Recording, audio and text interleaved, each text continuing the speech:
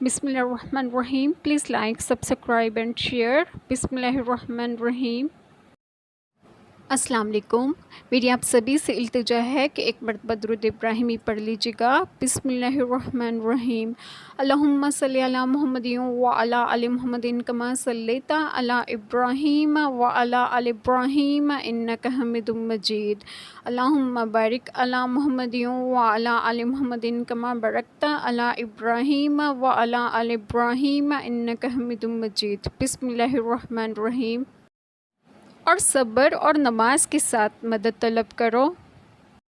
جس کسی شخص سے اس دن وہ عذاب ہٹا دیا گیا اس پر اللہ نے بڑا رحم کیا اور یہی واضح کامیابی ہے. یہ لوگ صبر کرنے والے، سچ بولنے والے، فرما بردار، اللہ کی راہ میں خرچ کرنے والے اور رات کے آخری حصے میں استغفار کرنے والے ہیں. اور دنیا کی زندگی سوائے فریب کے اور کچھ نہیں. ہم کو سیدھا راستہ دکھا. بے شک انسان کو کمزور بنایا گیا ہے.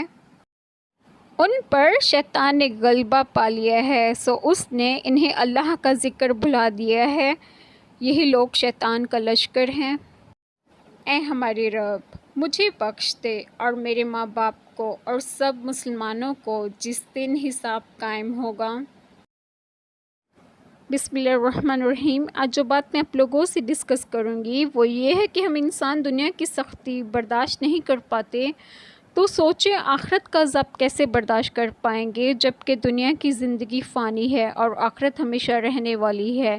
اس لیے اب بھی وقت ہے آپ اپنا اور اپنے بچوں کا تعلق دین اسلام سے اور اللہ تعالیٰ سے جوڑیں. آج کل ہمارے دور میں لوگ اس وجہ سے بھی دین اسلام سے بھٹکے ہوئے ہیں کیونکہ آپ لوگ ان کو دین اسلام کی طرف توجہ نہیں دلاتے. اسلام کے بارے میں بتائیں، انہیں اللہ تعالیٰ کے بارے میں بتائیں تاکہ ان کا تعلق اللہ تعالیٰ سے جڑے اور دین اسلام سے جڑے. ہماری جنریشن اللہ معاف کریں استغفار ہر وہ گناہ اپنا رہی ہے، ہر وہ برائی اپنا رہی ہے جس کا دین اسلام میں اور قرآن پاک میں سختی سے منع کیا گیا ہے. لہٰذا ابھی بھی وقت ہے آپ اپنا اور اپنے بچوں کا تعلق اللہ تعالیٰ سے جوڑیں اور دین اسلام سے جوڑیں. اللہ تعالیٰ ہم سبھی کے تمام گناہوں کو معاف فرمائیں اور ہمیں صراط مستقیم کی راہ پر گامزن کریں اور آپ سبھی کو آپ کے گھروں میں خوش و خرم رکھیں اور صحت و تندرستگی بھی دیں. آمین. جزاک اللہ خیر.